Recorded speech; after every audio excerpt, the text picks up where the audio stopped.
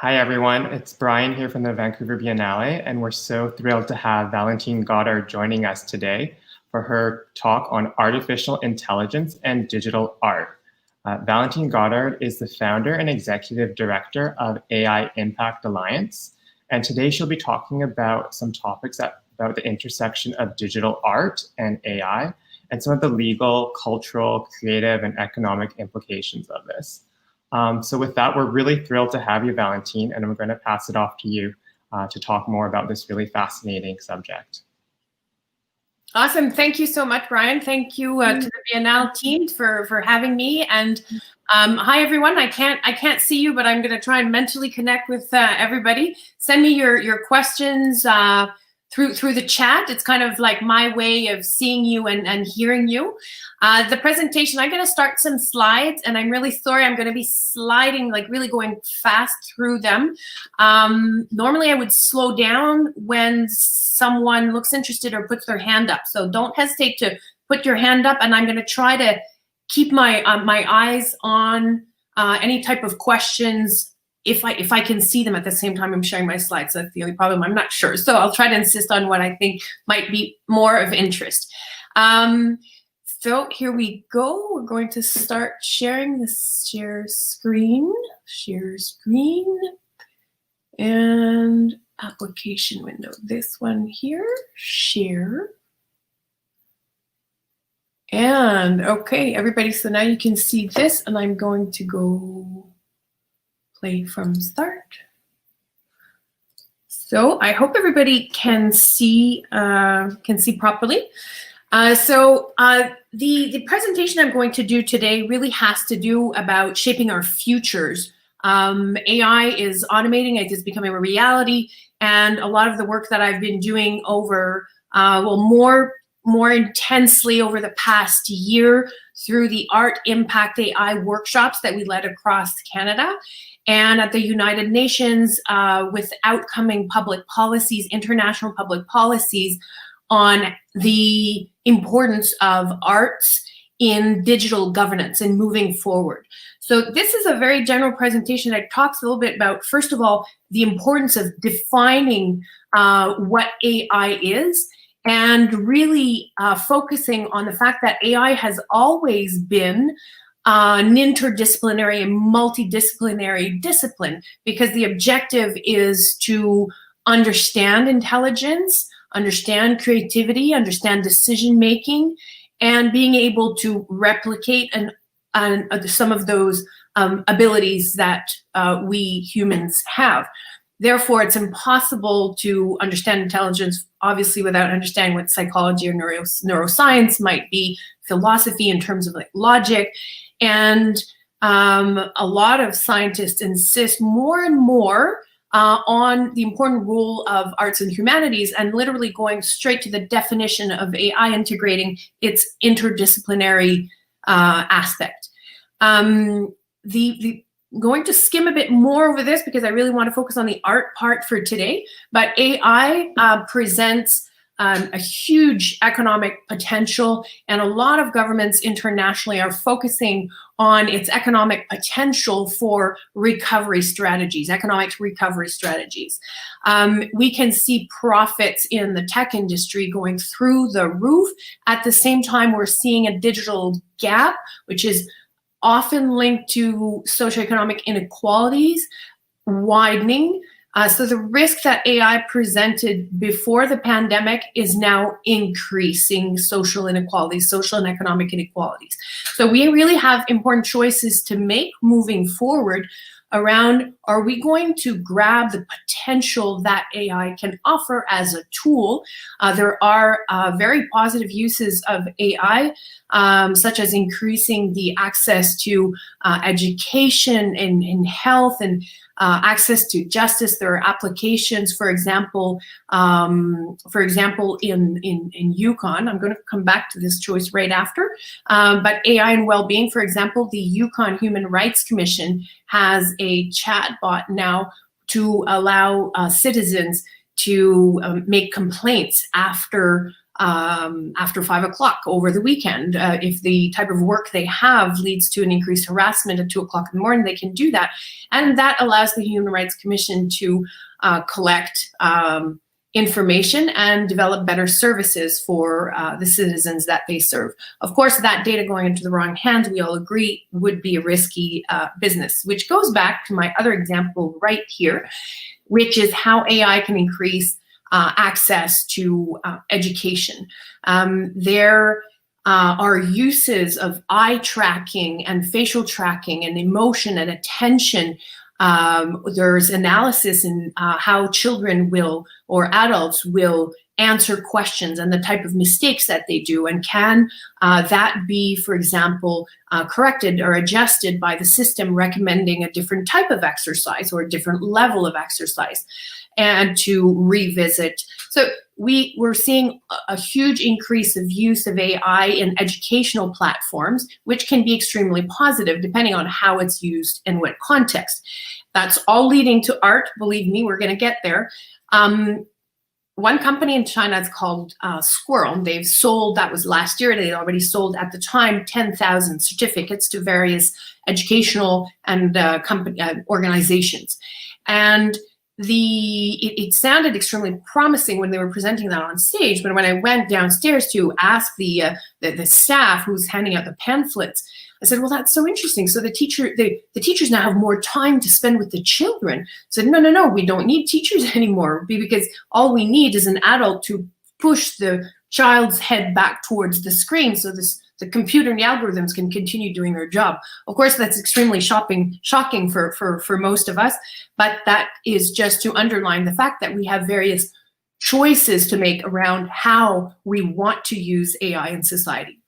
So this is me at a workshop at the UN talking about how can we use AI to improve our capacity to achieve sustainable development goals, and how to socialize the benefits of AI. And so we'll get to that soon, and what the role of the arts is in digital governance. This is a portrait of the AI ecosystem worldwide in certain, so the right one is the Canadian AI ecosystem, and the left is more in the global south and Asia. And you can see it really has very similar ratios in terms of who is using, which sector is using AI right now. If you look at Canada, the one's very clear. You can see the little yellow part is the part that I scribbled, and that is the public and nonprofit sector use of AI. So over 95% of the use of AI is in the private sector. And why that will matter is what purpose and how much of that will be redistributed as a benefit to society, and who's collecting the intellectual property in the development of those AI technologies.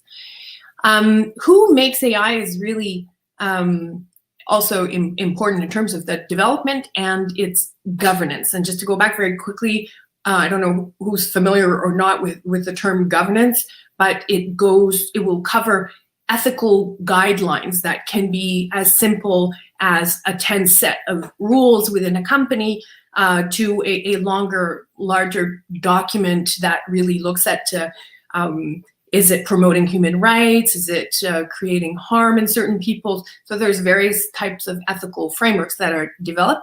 Those ethical frameworks, those guidelines become normative guidelines. They become harder laws. And the ethical frameworks we're developing now will most likely inform those legislators who will be writing laws. So this is why I really insist on the fact that this gender gap and diversity crisis in AI will have an impact on what type of AI that we develop and the type of AI governance structures and frameworks that we put around AI to ensure an ethical, responsible, beneficial deployment in society of those technologies. So just a quick couple numbers. You probably already had time to look at these while I was talking, but in short, if you look at who works in a very broadly defined social sector, civil society organizations, NGOs, social purpose, entrepreneurs. The number of women is extremely high, and the statistics vary between a high 68% to 8 out of 10 workers in social economy being women. It's often a sector as well that's more diverse and have younger workers with like experience, older workers, newer Canadians coming into the workplace. So it's a very diverse sector and definitely a very highly representative of some female workers. Versus who's doing AI right now, who's doing writing the research. The rough statistic, if you look globally across the world, 15% of women researchers publishing in AI. So really affecting the future of how we design it and how we see it and what it becomes. 15% staff at Facebook, 10% at Google. The underrepresentation of Black people is just flabbergasting, and you'll see at the bottom, you can click a quick screenshot. I really strongly encourage you. Whose names did I put down there? Sophia Noble is a starter. Virginia Eubanks wrote about automating inequalities. So if it's a topic that interests you, Kathy O'Neill is amazing. There's a really good documentary by Shalini Kantaya that is called Coded Bias that I strongly encourage you to see if that's, am I going to skip these if you haven't. Who is making AI and who governs AI? Some very quick statistics here that was done by the research here. You can look up the research. Anna Jabin, Marcela Yenka, and Effie Vallena. They did a global landscapes of AI ethical guidelines that were found in written documents. They found 84 documents worldwide. And if we look at who is developing those frameworks, we have 58.4% of those developed by the private sector or public-private collaborations, very, very few public-private real civil collaborations. And if we compare that, when we know that 85% of the use of AI in human resources is developed by and for employers and the private sector, versus the use of the development of ethical guidelines or rules around the use of AI, only 1.2 are developed by labor organizations. Those are really unbalanced in terms of sector representation. The other unbalance that research showed is 1/3 of AI ethical principles are developed in the US and the UK. None were found in African countries or South American countries.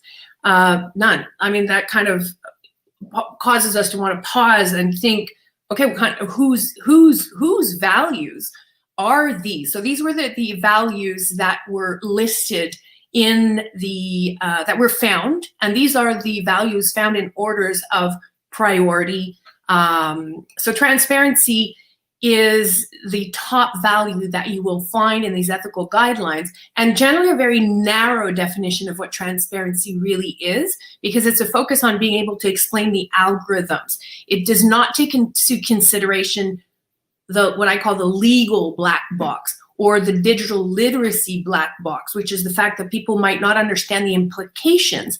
So being able to explain an algorithm is just the beginning of transparency around AI.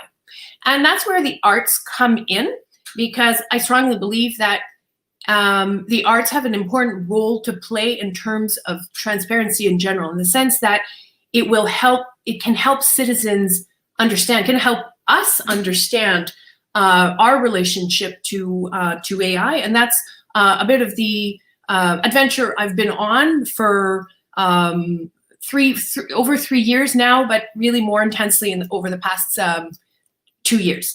So AI is smarter with the arts. AI is more democratic with the arts.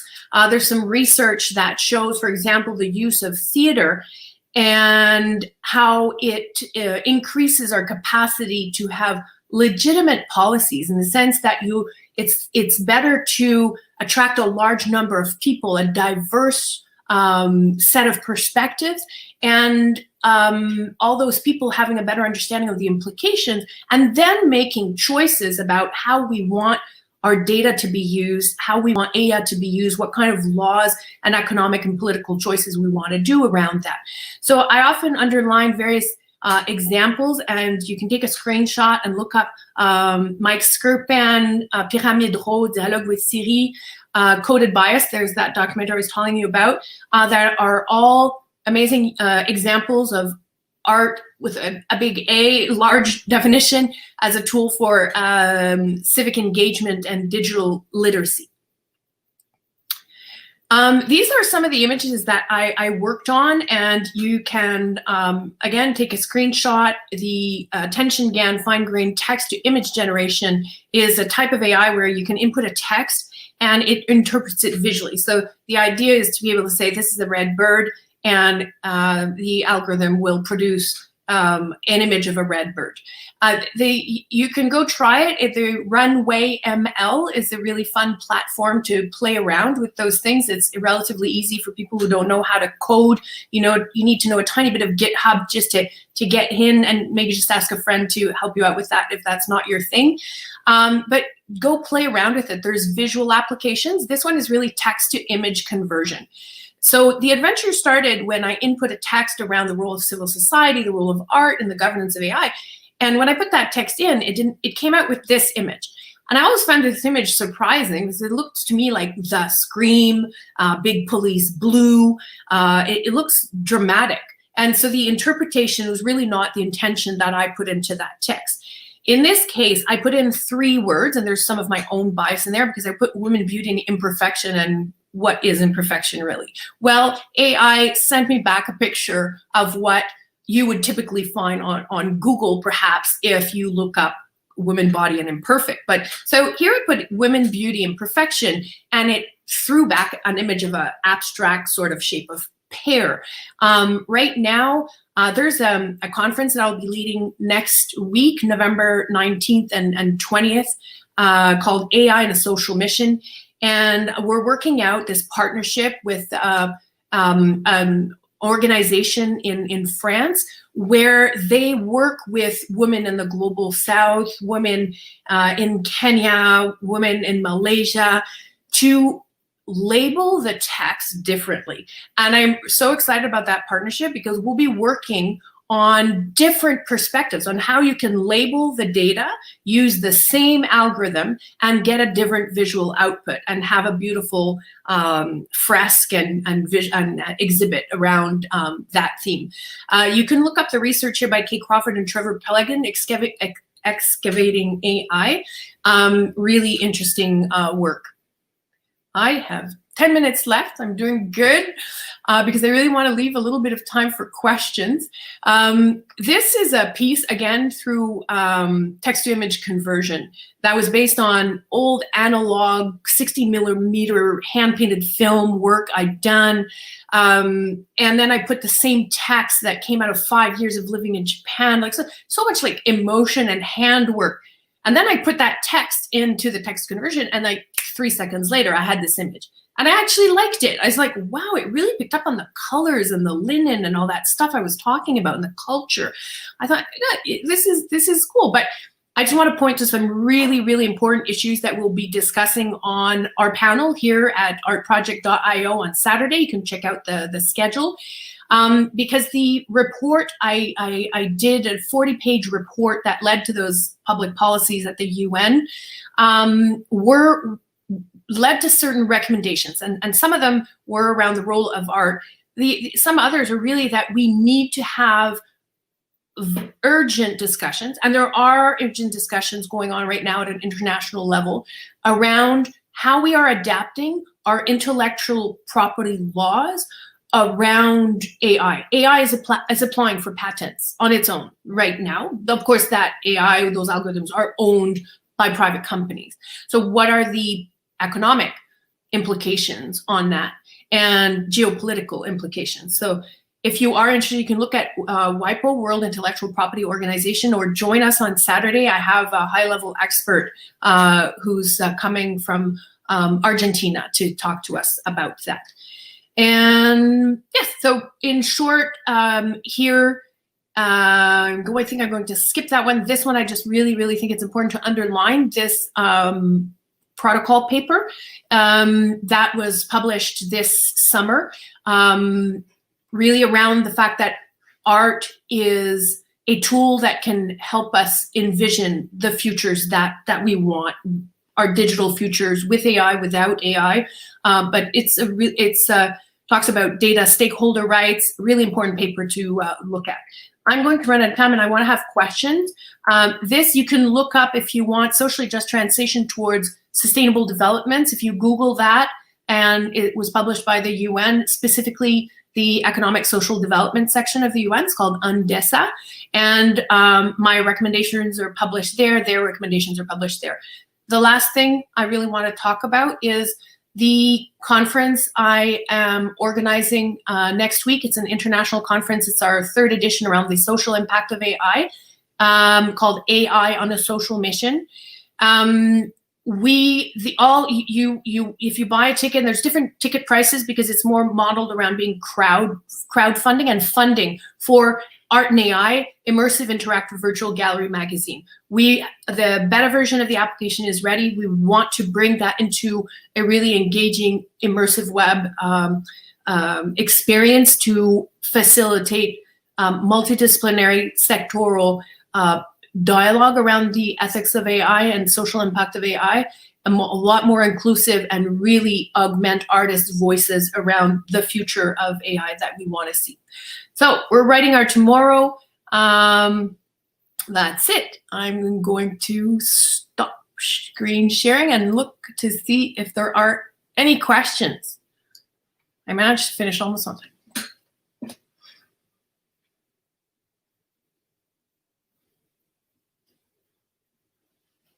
And if there's no question, I can keep on talking. But I don't have no idea if there's anybody there.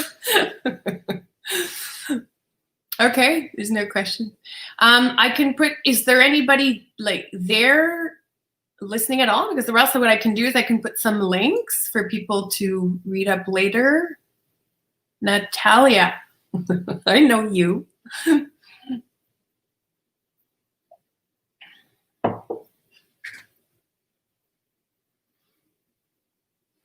Here, I'll post the link to the event at least because I think that application is so cool. We're working out some final partnerships that will help us get halfway there, inching our way towards its achievement. I'm wondering if you've come across interactions of AI and blockchain and how these two technologies can work together. You know, AI and law is already such a wide field. And so I'm really trying to, AI, within AI, there's computer vision, natural language processing, emotion recognition. There's so many even technical applications of AI itself. And I'm working in the legal implications and the role of art within those privacy, human rights implications. So it's already pretty wide enough. I'm going forward next year working on that social dialogue platform, more around the design, but that's kind of the culmination or led to that. And the next work that I'm going to be doing is really focusing on IP strategies and the data that goes into AI is one of that partnership. So my personal artist hat work will be around the impact of how you label data and to help citizens understand those implications. And so yeah, IP and the data governance and the level of collaboration that we need to have in communities to bring data sets together to use it by and for us. And I see something quickly. Where can an Indigenous person go for support with AI work? Oh my goodness. Okay, look up. There's BC's first Nation Data Governance Initiative. They are doing very groundbreaking work. I don't know how much of it they publish and how much information they can give you around language revival. I know there's again, NSERC, National Research Council of Canada is doing work around language revival for Indigenous languages and JAR. You can look up PingGuac. PingGuac is a digital literacy community engagement organization in Nunavut. I'm sure they have lots of information around that, because they do animation, they do film, they do story making. There are those are the quick ideas that come to my mind. So that's the same question twice. Okay, and then the next one, because I have 3 minutes left. How did you get into AI? Oh, and sorry, Moni Gar, around. Look up the protocol paper that I talked about earlier, because Jason Lewis here at Concordia in Montreal, Concordia University in Montreal, will most likely definitely have lots of information. And the protocol paper itself had so many quotes and research and references that it's very, very rich in information. How do I get into AI? I studied theater and sociology. I did a bachelor in those. Then I became a lawyer. I was always very, very interested in the implications of technology in society. And I mostly worked as a human rights lawyer, a lot of education around law. And I used art to teach law and human rights. So for me, it was extremely natural when I saw the human rights implications of AI to go towards, again, arts to engage citizens around its human rights implications, and political and geopolitical. It has very, very large and wide. It's a transformative technology, and I work with AI scientists and technology day in, day out. And even though it has its implementation challenges, it's not something easy that you can just produce like that. But when it works, it does, and it's doing wonders. But it's also putting a lot of power in a very small set of hands right now. So that's, I think, I see those inequalities widening, and it's of high concern to me. Okay, I see you can post the links here. And yes, well, I'll be happy. I'll sign into Attendify and post some of the most important links in the presentation, for sure. My pleasure. So I think that there's that's kind of the, yes. It's like 1 minute, so I guess we're good. Thank you so much for being here, and join us for the dive in onto how to change the narratives around AI and intellectual property strategies and art on Saturday.